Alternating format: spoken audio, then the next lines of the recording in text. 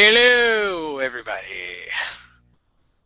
and welcome to the Soapbox episode Beta 2 on Sunday, April 3rd, 2016, your source for people who care about the issues of our planet. I sound like Captain Planet. He's the hero. I'm Ardell Smith, and I am on here with, somebody hates the fact that I say my name like that. I don't know. I say it like it's a throwaway, so I will try to correct that. I'm Ardell Smith. Ardell is an African name that means great leader, and Smith means captured on the beach. And I'm here with Charles Hall. Say hi, Charles. Hi. Great. So we've got a lot of segments today. We are going to be talking about brain improvement failures, exercise routines, healthy food, tasting, disgusting, and how to avoid it. Is that correct? That is correct. That is correct. Okay. And we'll also be talking about some things that are going on in the world, such as the cops arresting postmen. And some other fun stuff, okay? And so, as some of you will recall, last week I received a package of vegan honey. You remember the vegan honey, Charles? Yeah, I remember. It was apple syrup. Yeah, it's from a company called Be Free, and I tried it, and it wasn't too bad. So I'm going to talk about that a little bit. And it turns out that honey was actually on the show Shark Tank, if you've ever seen Shark Tank. That's where like a group of really wealthy people sit around and tell you whether or not your idea sucks on live television. So it's a lot of fun. I would give you the money, but your idea just really sucks. That's pretty blunt. Yeah, it is. But it's actually how the whole startup world goes. You just don't have that many people watching it when it happens. Yeah. So the honey I tried was the one with the pepper. It's ancho chili pepper honey. So it was actually kind of sweet and spicy. Personally, for me, I wish it was a little more spicy. I wish they had kicked it up a notch. But they got to think about, middle America. I'm pretty sure most of them went, "Oh my God, this is so hot." But it was really good, and I would actually recommend getting the startup kit for anybody. It's like 4 bottles of honey, and it was, I believe, like $25. And we've got a link for that in the show notes. If anybody wants to check that out. But I liked it. It was pretty good. Now I'm trying to figure out uses for the honey is kind of difficult. Might have to break out some Rod Stewart albums. Tonight, you know what I'm saying? Sure, yeah, exactly. So next time because I know you like tea, Charles. Next time you come over, maybe we'll let you sweeten up your tea with a little bit of honey. Aww. Right. And then there's a couple other things I wanted to talk about last week, but I just didn't get to because we had some issues with our service provider, who will go unnamed, Comcast, and I wanted to talk about the Gentle Barn. Have you ever heard about the Gentle Barn, Charles? I have not. Okay, so I'm going to talk about the Gentle Barn and farm sanctuaries. There's a couple ladies that started a business called the Gentle Barn, and they've actually grown, and every time they grow, they move someplace a little different because they need more area. Like at one time, they had a half-acre property in San Fernando Valley, but they moved out of that, and they've got I think it's 4 acres now, and they're in Santa Clarita.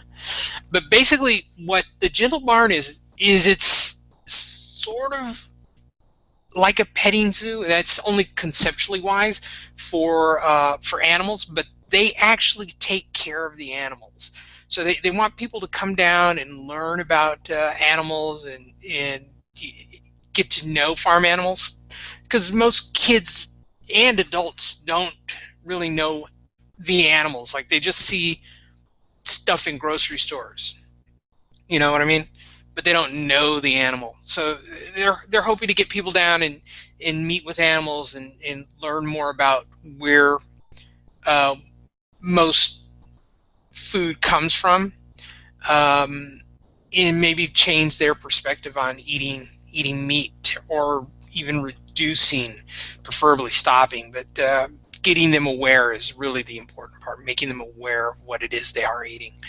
But I believe a lot of the animals they have are rescued animals, and they have cows and chickens and ducks and pigs and all that kind of stuff.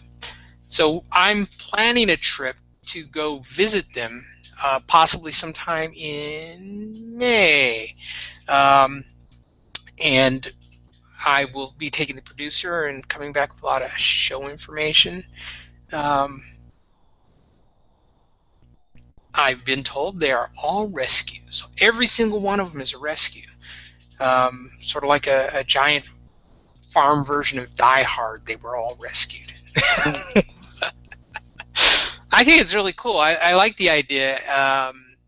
And then the other one is the Farm Sanctuary, which there's one in New York, and they're, from what I read on their site, they're trying to start a farm sanctuary everywhere they can. And one of their big supporters is Jon Stewart.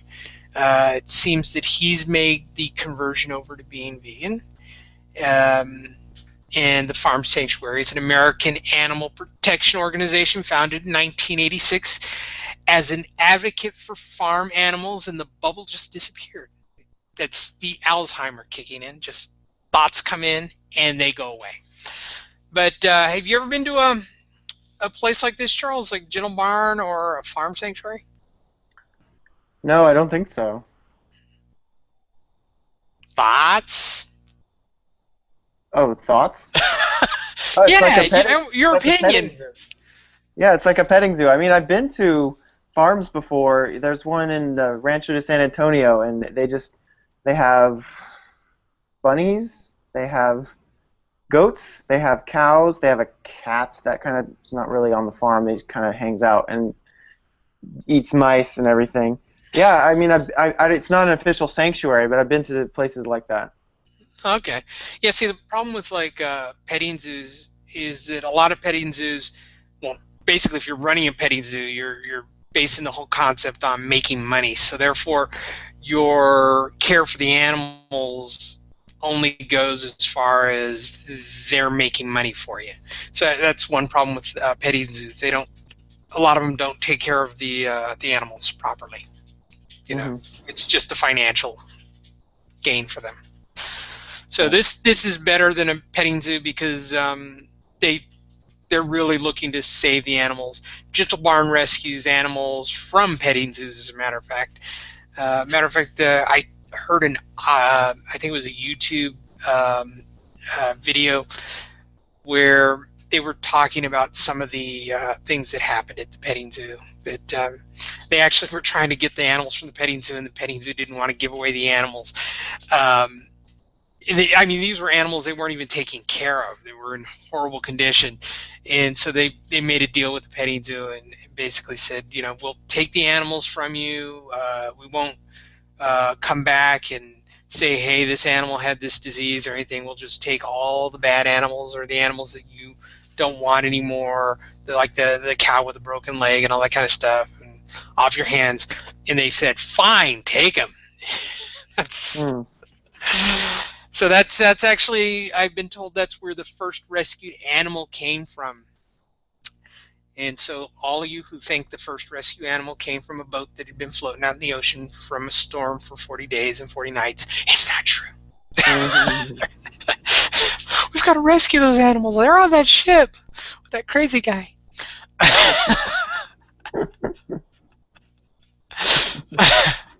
Oh, we're gonna get a lot of bad email from from all these people. Dear Soapbox, you're attacking my religious beliefs. Trust me, I attack everybody. And I mean everybody. Okay. Okay, so let's move on to the healthy soapbox. So we're going to talk about health.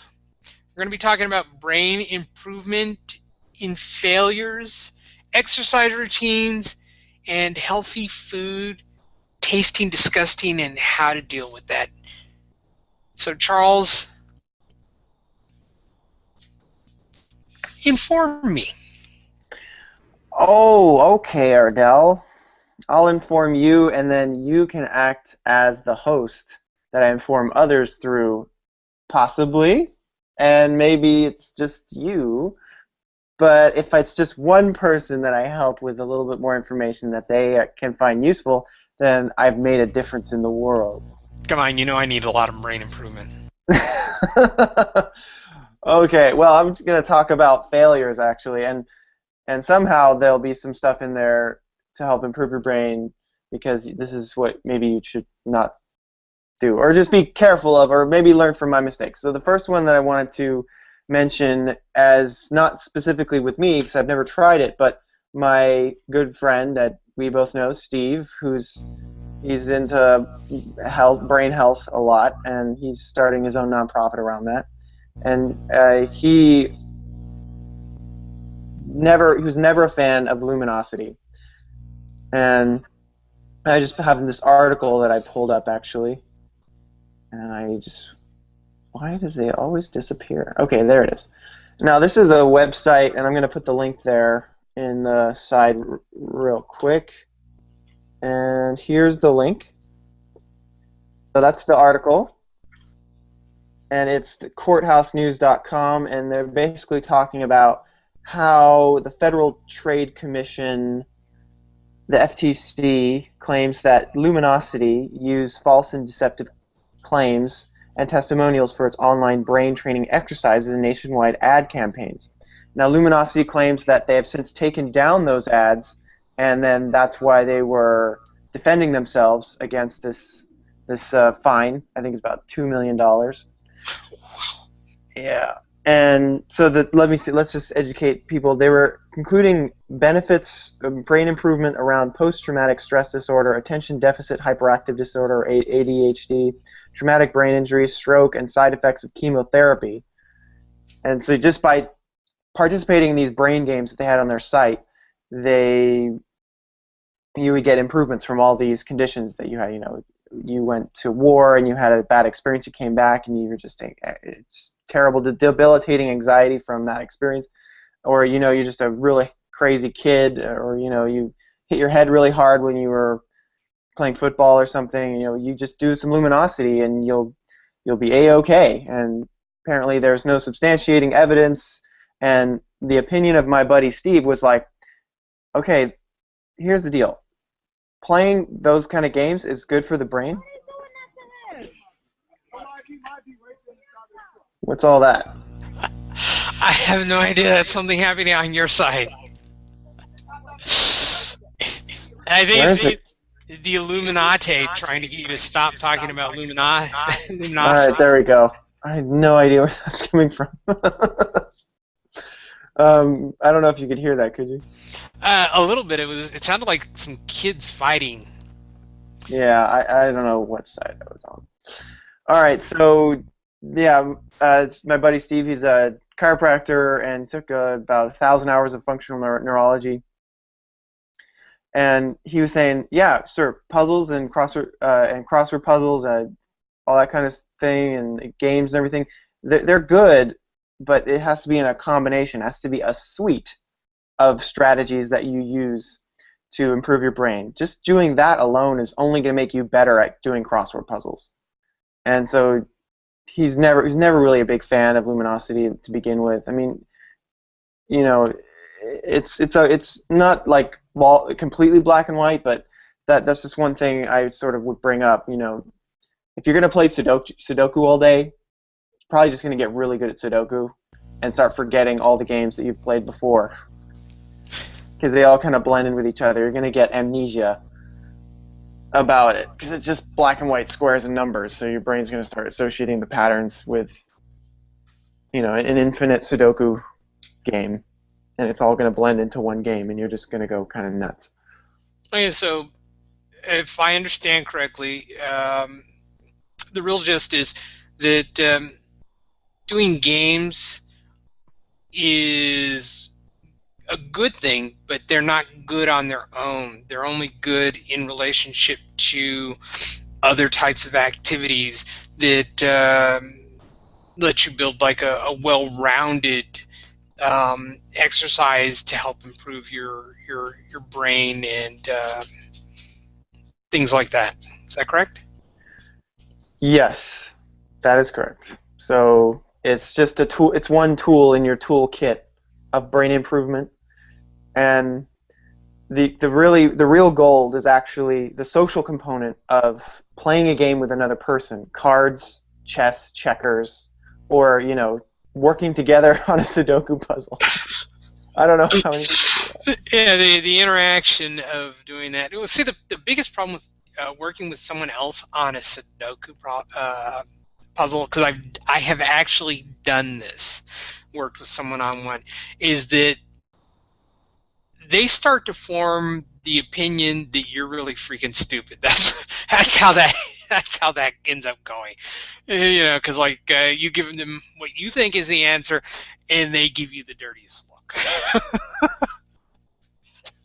That's All why I right. don't. That's why I don't like playing Sudoku with other people.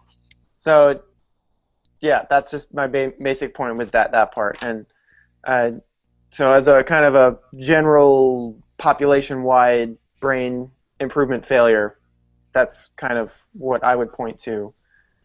And diversity is the key. Okay. Uh, So, what about exercise? How does that fit in? Uh, is exercise a big help with brain improvement? yes, that is. And the reason why I'm hesitating getting started is because there's so much, and I don't know where exactly to begin. I just say that what I've heard is the key thing that I've heard a lot of people say was there's called forget the proper name. I think it's brain something derived neurotropic factor, brain derived neurotropic factor. I believe that's the right term. And when you go running, when you lift weights, resistance training, strength training, you cause this to be produced more in your brain. And what it does is it helps with something. I think there's growth factor that's in the name that I missed, but it essentially helps nerves build more connections in the brain. So the thing, oh, well, more connections. Well, is there a trade-off to having more connections? Maybe I'm just going to be more scatterbrained because I'm so many different connections in my head. It's like looking at a tree with too many branches. I don't know where the tree ends and the trunk begins or something.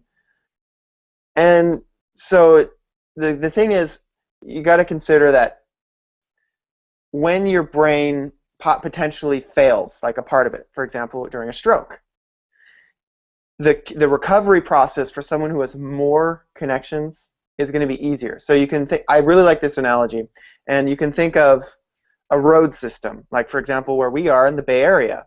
Let's say the East Bay shuts down, right? So you still have networks and connections to the east and to the west of the East Bay, and you can go around to, like, for example, if you wanted to go to Oakland from San Jose, you'd have to just go up the peninsula and across the bridge. And it's a more roundabout way, but you could still get there. You just weren't able to go up 680 or 880 to get to Oakland, which is the more direct route. So you just have to go around. So for someone who has more connections, it's easier for them to reroute. And that's why exercise is one of the successes for someone to help with their brain. And there's so many good things about exercise. I think it's the first thing that comes off my head since I like to be outside foraging for food that just lies around everywhere, according to Ardell. I'd say that just a lot of exercise, you're actually going outside, especially running and hiking, biking, kayaking, outdoors type stuff. Which maybe it's not exercise right away, but it's involving physical activity. And for anyone who's not gone kayaking, that is a real upper body workout. Okay, I want to clear something up, and that's the fact that you mentioned foraging. When I say foraging, I want people to know that Charles forages out in the wilderness. He is not digging in dumpsters behind restaurants. It's like there's um, nature foraging, and then there's urban foraging. Urban foraging's where you like look at trash cans. It's not what Charles does. It's not urban foraging or going to No, Safeway and eating grapes in the in the no. vegetable aisle. I actually have a side story connected to that, but I don't know how much time I have. You have as much time as you need, but go ahead, go with it. I want to hear it. All right. Okay. So we were coming back from the Cat Haven in Dupain or Duane. I forget where exactly. It's over in the Sierras. What's a cat Eh, haven? it's where they rescue some cats that were orphaned or in captivity or being abused. And I What, think like house cats? no, wild cats or large cats. So we went to go see, as you saw in the photos, it was a cheetah. So that's not the point. So we went there and then we came back along the highway, and I went to stop off for gas because I was running out of gas. Went to a Chevron, pulled up to the fuel pump, and then I was just sitting in the front, and then I hear a voice from the back because I hear my sister's boyfriend's voice from the back. And he's like, as I was looking down for the gas to open the gas thing.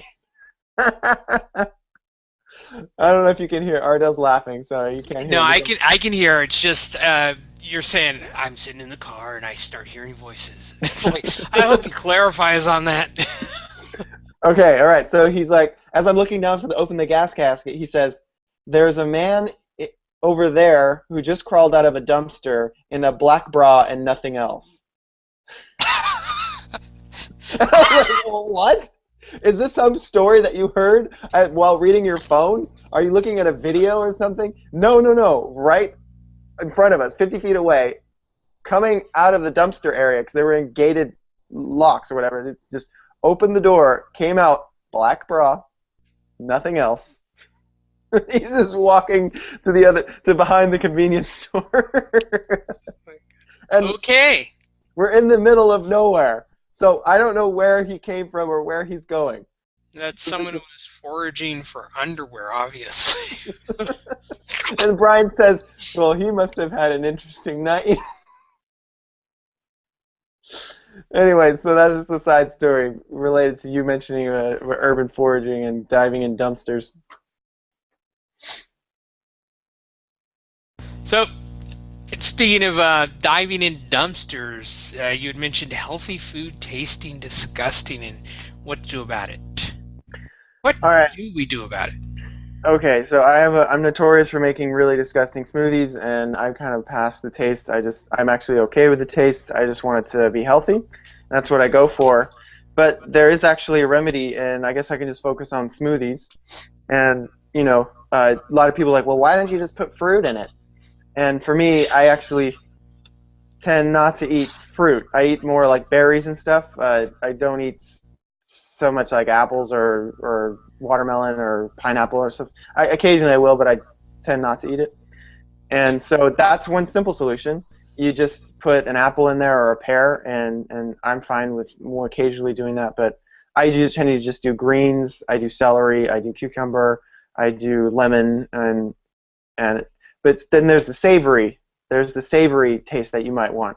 So one thing that you can do is if you're not raw, which some people are completely raw and they won't cook anything, you can boil some kale or steam some kale. Steaming is fine, and that actually brings out different flavors of the kale. And you can combine that with olive oil and some salt and like not too much lemon because the lemon can overpower everything and just basically tastes like lemonade, soup lemonade or something. And by boiling greens or steaming greens and or like kale or even spring greens or spinach, it kind of gives it a soupy flavor. And you can add some coconut butter or your coconut oil, and that kind of makes it like a little more kind of creamy. Also, the oil adds some fat to it, which is fat. Generally, fat is very satiating.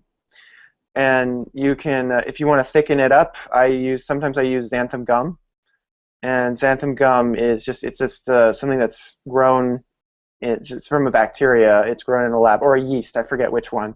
And then it's a good thickener. And I haven't seen any research that it's necessarily bad for your gut. And so yeah, basically the summary is that is like try boiling some kale or spinach, add some salt and not too much lemon, and some kind of fat like a coconut oil. And if you are not vegan, you can add some butter or you can add some ghee and or eggs. Egg white or sorry, you can cook some eggs a little bit unless the kale is boiled hot enough.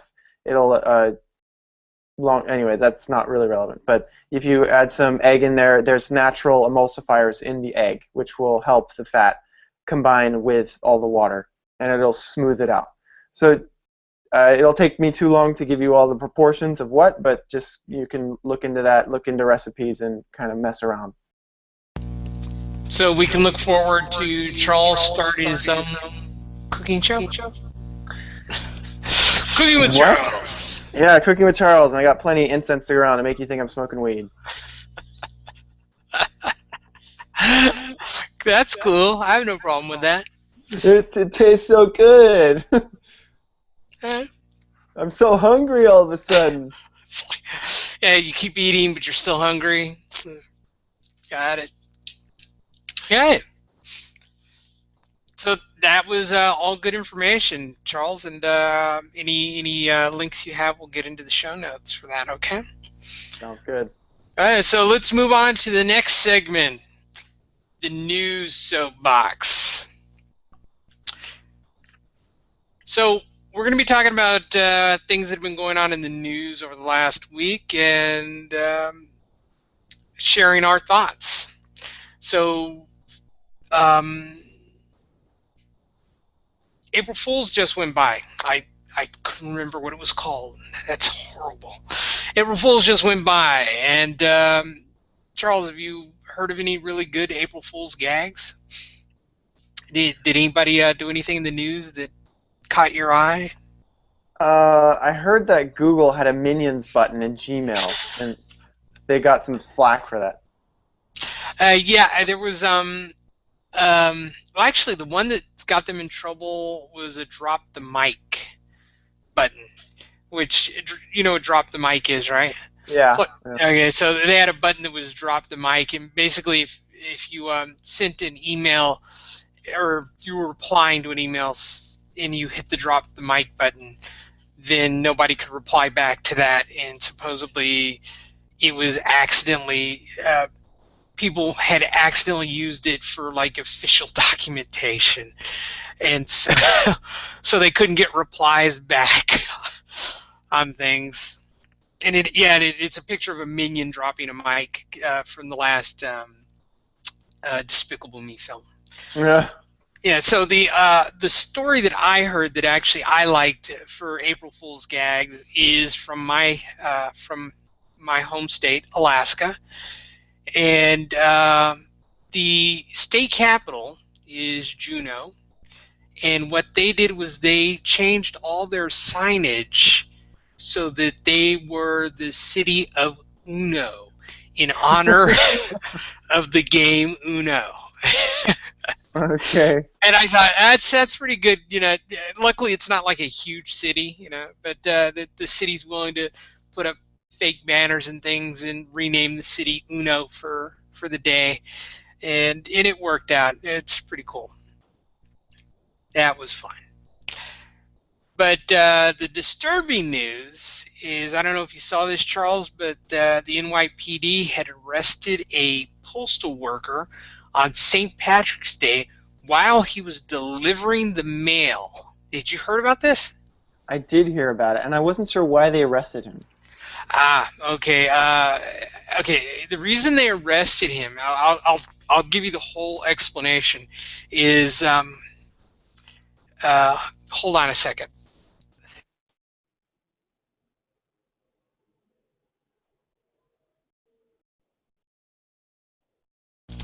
Sorry about that. Um, the reason they arrested him was that he was on his truck and he had stopped to get out to deliver a package, and a car almost hit him. And so he yelled at the car, and the car stopped and backed up, and it was the four officers, and they were plainclothes.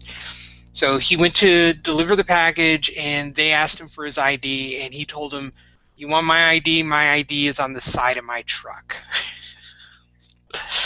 They didn't like that answer, so they told him to put his hands behind his back, and they arrested him. And they left the truck unguarded and put him in a patrol car, or not in a patrol car, in an unmarked car, and drove away.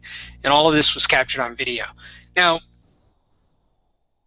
the reason they gave at the station was they said that he was resisting.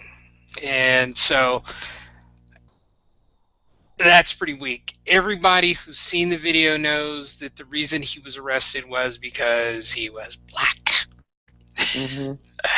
I hate saying that, but it's like, nobody should get arrested by the cops, like that.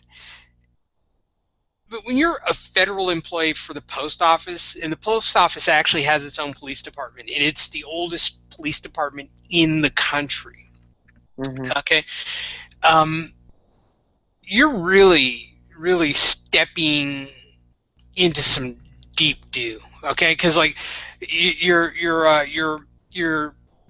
grabbing a federal employee while on duty, okay? A man who's entrusted with the mail, which means you're interfering with the delivery of the mail, and we have federal laws against that.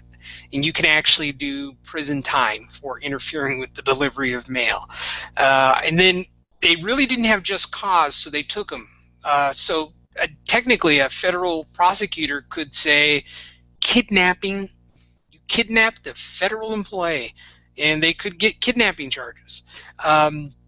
So all of it's under investigation. They also left the truck completely unguarded. So it's a U.S. postal mail with mail still as part of the property of the U.S. Post Office, left unguarded, sitting on a street in New York City. So they could get charged with crimes related to that as well. So that's currently going under investigation. And I was watching that story very, very closely, and just recently, as of I think it was yesterday, there was an update on the story, or actually on Friday there was an update on the story, and it turns out that the four policemen that arrested him, one of them was their lieutenant, and he was there as part of their training, overseeing what they do. And he didn't stop them from arresting this guy. So they've asked for his gun and badge. So they took away his gun and badge. Now remember that the incident actually happened on St. Patrick's Day, and they're now decided they're going to take the gun and badge of the lieutenant as of yesterday, which was of April 1st. Okay, in this is the thing that's really funny. When people watch television and movies, we get used to like the way police behave and act in TV and movies, because you've seen movies where some guy, like a cop, is in an alley with 30 guys with baseball bats, and they're all attacking him, and he shoots one of the guys in the leg while the guy was running away. But the second he gets back to the station, they're saying, "Want your gun and badge," right? And then you have an incident in reality where like people just like totally abuse a real live human being, and then it's like weeks and months go by, and then they finally go, I think we should go ahead and take your gun and badge now. It's like, oh, okay. Oh, well, hopefully those other 35 people I abused during that time won't come out. Hmm. Yeah, so it's always weird, because like I was hoping that the police would see that video and just, like immediately go, okay, you're on desk duty, handing your gun and badge until further notice, until investigation. So that's the thing. Television crime dramas really let you down when it comes to reality and how police really truly behave. Well, I mean, the the television cop dramas. I mean, that's just entertainment. I mean, if it was reality, occasionally you get something interesting, but most of the time it's just boring. You know, they're just doing the regular stuff on the street. They're just doing their job. You know, it's just like if Yeah, I that's know. You're doing your job. You're walking along. It's boring. Nothing going on. And then it's like, hey, hey, see that guy? He just yelled at us. Hey, let's go hassle him. who filmed it? Do you know who caught it on camera? Or Everybody on the phone? street. It was caught on multiple cell phones, but only one of them has been turned into the press. It turns out, I believe the police had the tape, and they decided to give it to the press because they didn't want the same sort of thing that happened in Chicago, where they shot that kid and sat on the video for like a year before they released it to the public. Hmm. So Well, I think it's just so from the footage it looks like that they were plain clothes. yeah, they were plainclothes, and from what I understand, they weren't on any assignments that were to allow them to be plainclothes at the time, is what the captain has said. I don't know why they were plainclothes. They weren't on any plainclothes duties. So we will have to look into that, and we will be getting back to you in several months. I mean, couldn't they just let it go if he was yelling at him? Well, you would think in reality that you would. I mean, that's what I would do if somebody yelled at me because I almost hit them with my car. I might yell back, sorry. It's just the ridiculousness of it makes me think that there's some kind of other agenda going on here. Like, so they're tracking this particular mail delivery van because it has some precious information or precious cargo in there. Yeah, And see, then that would be policemen, movie-like. That would be movie-like. Now, see, what's been happening in New York is that the cops are on edge there, and I can understand they're on edge because of all the acts against police that have been going down relatively recently.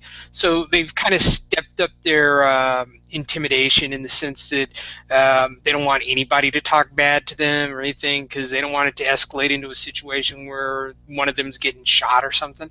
So there's that kind of attitude, and the problem with that is that they don't turn it off. They immediately see something, somebody yells out something, and they just want to go. We're going to teach this guy not to yell at the cops because we're the cops. You don't yell at us. we're going to And send a message to everyone else out there. You yeah, might want to exactly. yell at us.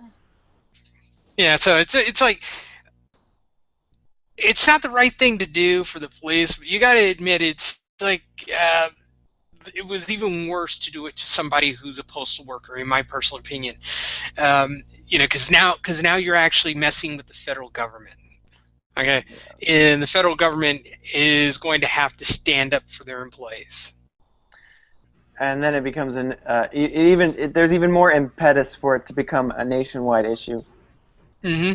It did bring up China though a little bit for some reason because I know China's 1.3 billion people and they have a communist government which is extremely repressive in certain cases, and they have to put down dissent because there's so many Chinese that they don't want anybody, they don't want any kind of chain reaction.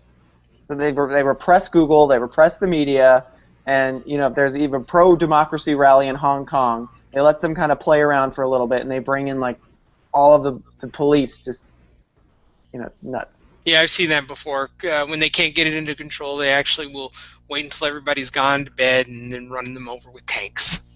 Oh God, no one ever hear about it for a while. Tiananmen Square, it will never die. There's a media blackout in certain cases for sensitive material, like with the Prince Harry joining the British military, the British Army. to go down to Afghanistan or Iraq. They just do media blackout because they didn't want anyone to know that he's there because he wants to serve his country. In China, that's just the default. Yeah, that's the default. Media blackout. Speaking of China, they're building islands off the coast. That's crazy, man.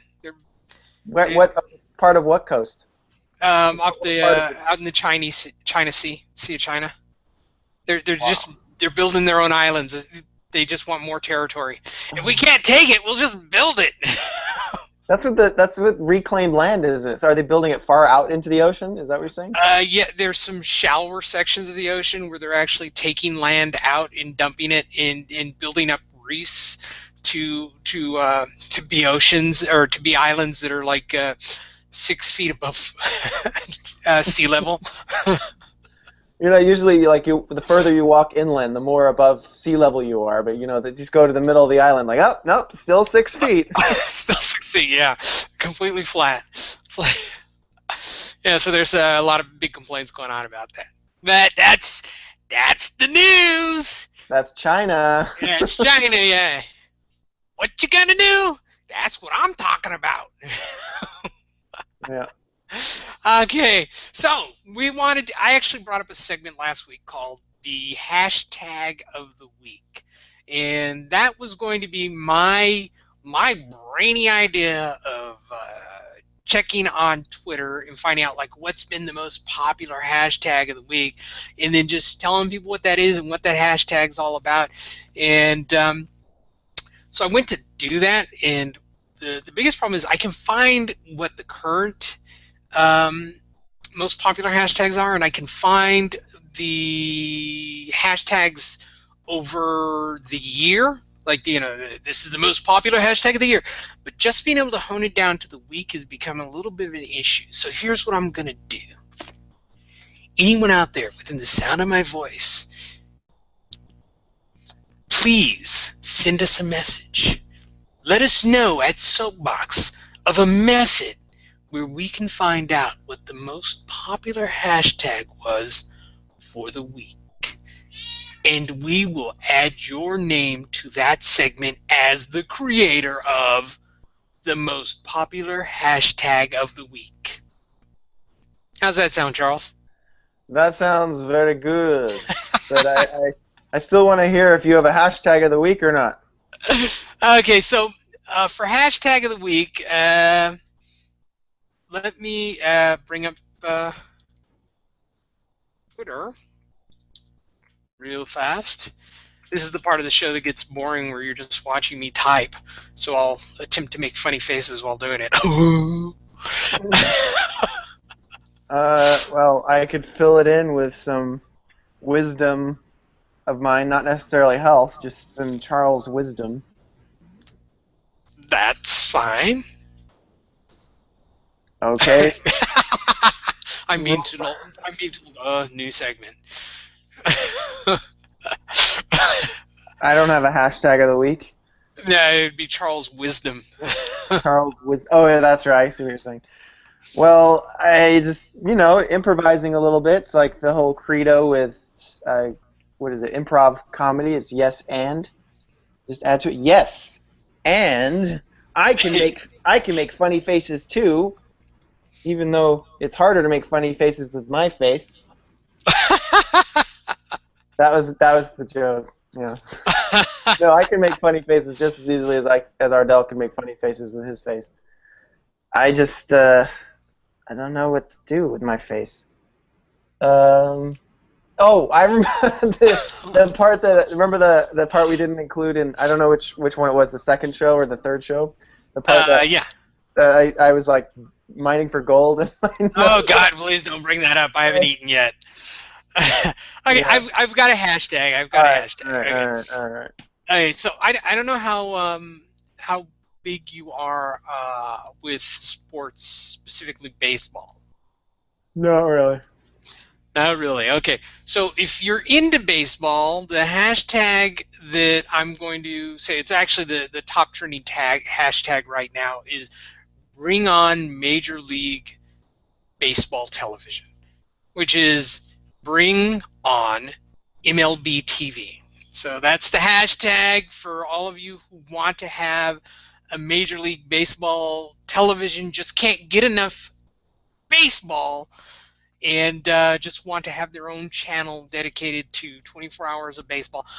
It's a great day out on the field today, Phil. We've got ball players playing ball for 24 hours a day, 7 days a week on your favorite channel. And over here, you can see the grass growing. There you go. And Yeah. over here, you can see the paint drying. And over Personally, there, you can see Phil's hair growing. yeah, personally, I like baseball, but I like going to the games. I find that the most fun because you get to experience the interaction of the fans and get to be out in the sunshine and the noise and in the air and that kind of stuff. I think that's really good. I don't know if I just would want to watch continuous baseball television. That's I mean they play over 180 games a season. That's Each a game. team. That's a game every day, or every 2 days or something. Yep. Yeah. So I think the only other sport that plays is like games to that kind of level is basketball, where they have like a huge number of games they play for one season. Yeah, I mean, when the Giants were going to the World Series, I think in 2000, they did it in 2010 and 2012, right? I believe so. Yeah. So and then like maybe in 2004. So they got Well, that three was in when that was the earthquake. No, 2004 wasn't the earthquake. Oh, was it? 1989. Yeah, they were in Between the series then too. Yeah, they were phasing out the A's. Yes, that's what happens when the two teams from across the bay collide. Yeah, and oh, what's it called? So yeah, when the Giants are in the World Series, I kind of like keep an eye on it. And when the Warriors are going for the playoffs for the second year in a row, I kind of keep an eye on it. So it's Right. just I'm a fair weather sports fan. If there's a sports team locally that's doing really well and everyone's getting excited about it, I will keep my eye on it, just because I hop on the bandwagon. And I only hop on the bandwagon in terms of sports because I really don't follow sports. What if it's a band? Do you jump on their bandwagon? Well, when it comes to music, I don't have bad taste. I just have no taste. Oh, you don't say that, Charles. I've seen you sing karaoke, and you throw your heart into it. Yeah, well, I can sing, but doesn't mean necessarily it's a good song. Well, it's all songs from like the 1970s, but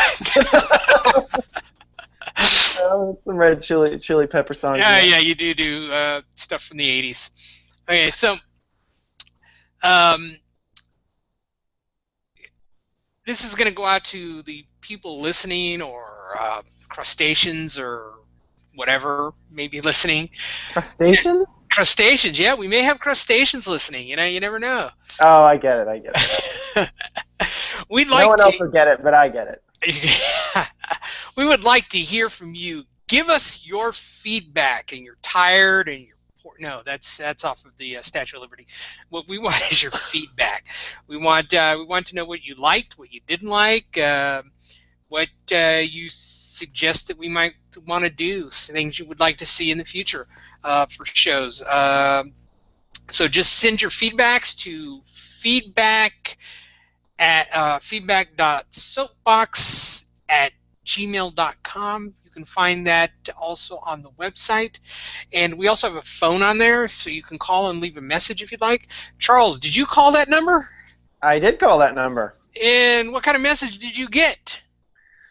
I got a message that was asking. I don't really remember. It's just like I'm in a low voice, and I want to get your message about for the Soapbox show. Yeah, I don't know. I don't remember exactly. I just remember I had a dream about it last night. I had a dream that I called the number, and then I got some wacky. You dreamt about the voice, did you, Charles? Oh, there it is. Where did it come from? Yeah, so call our feedback line and leave a message, and you'll probably get to hear a really interesting voice message come back for the answering service. Because we at Soapbox not only try to inform, educate, and advise, we like to entertain. And that's must be why you like the news so much, because that's all they are. They're just entertainment. Yeah, it's very entertaining. Okay, so Charles, what are you up to? Well, I'm going to the farmers market today. Ooh, farmers market sounds good. Hold on a second. This is okay. So when we do the edits on this show, we'll have to edit out a couple things. And one of them is this moment because I don't have enough screen real estate. I find it very difficult to switch back and forth between certain types of data feed. I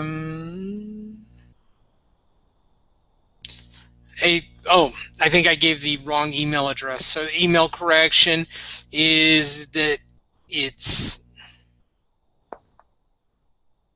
feedback at soapbox.show. Sorry. There you go. Feedback at soapbox.show. The producer is jumping mad and all over me. I will get an earful as soon as this show goes off, so I guess we'll be continuing for the full 8 hours. No, I apologize to anyone who immediately started writing us emails and got bounce backs. Please, the correct email address is feedback@soapbox.show. Well, if you said that at the beginning, I can always just put a note in the video. Oh yeah, well, we're gonna put in that kind of stuff also. We'll get that too. And credits. So, where was I? Charles, where will you be? What are you doing? You said farmer's market. Hey, how much are the avocados going? I could go for some avocados. You can go $5 for $7 or something. Or, I don't know. Yeah, I mean, you can get like a bag. It depends on where you go, but usually it's around that much, like $1, $1.25, $1.50 per avocado. Oh, yeah, on our trip up to the Cat Haven, we actually saw a market stand on the side of Highway 152. You're around this area. It's just a market stand on the side, and there's a bunch of farms around, and they usually say dried fruit, cherries, nuts, and then one of the signs said 10 avocados for $1. 10 avocados for $1? I know, right? And then we stopped by and we got an avocado that big.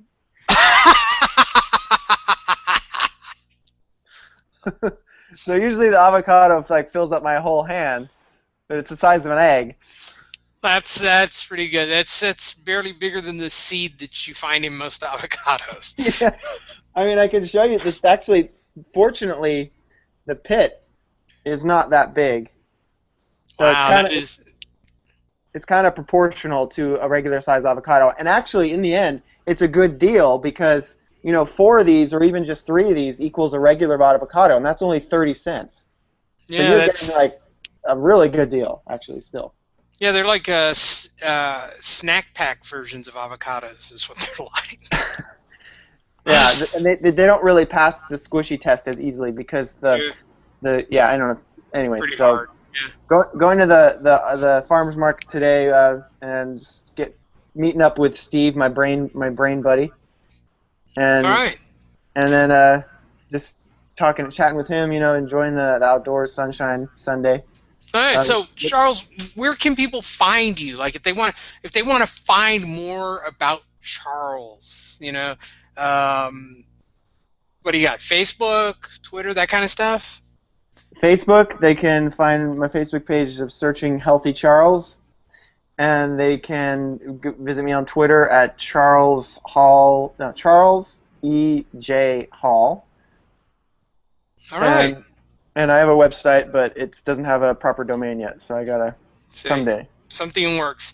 You got anything else you want to plug? Me and my buddy Steve were in this nonprofit called Whole Brain Health, and I am his VP of Community Outreach and a backup vice president, just in case the vice president he has now, does something dumb and he has to be ousted Chokes on a and chicken bone. chokes on a chicken bone. And so that's wholebrainhealth.org. Wholebrainhealth.org. That's a nonprofit run by, it was put together by Steve, and you're now on the board. That's great. Yep. That is great. And I'm trying to remember, who did I say Steve looks like? I forget his name. It's the guy who was in the transporter. Yeah, the guy from the Transporter films. Yeah, Steve keeps reminding me of his name, but I can't remember it. I know I should work on that. My brain. My memory's terrible. Nah. All right, so, and for those who are interested in finding out more about me, I've got a blog that I am putting together that will be found on Soapbox.show website. You can also find me on Facebook at Ardell Smith Soapbox. And you can follow me on Twitter, where I write some pretty funny stuff, and I also say some pretty serious stuff, at Ardell Smith, all one word.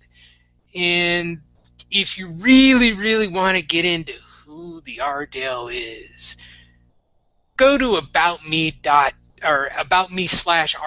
and you'll be able to find links to just about everything I've done.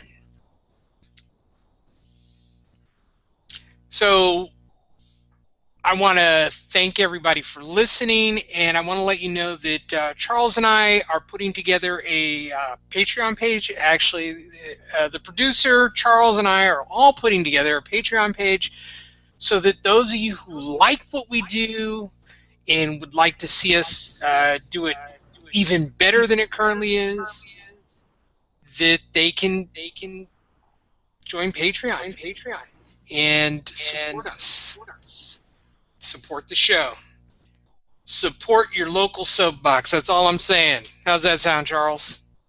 That sounds like something good. Okay. So our email address is feedback@soapbox.show. Leave us a voicemail at 650-273-7627. And for those of you who like spelling it out, it's 650-273-SOAPBOX. Nope, sorry. See, I can't. Okay, I see where I made a mistake. Okay, so that's 650-273-SOAP. 650-273-SOAP, and maybe you'll hear us give you information on the Guiding Light or General Hospital. And don't forget to visit the website at soapbox.show. We love having you. I love hearing from you. I love hearing about you. And I want to have you join us again next week on another amazing, exciting episode with even better polished material on the Soapbox. Say goodbye, Charles. Goodbye, Charles. Bye, everyone. Bye-bye.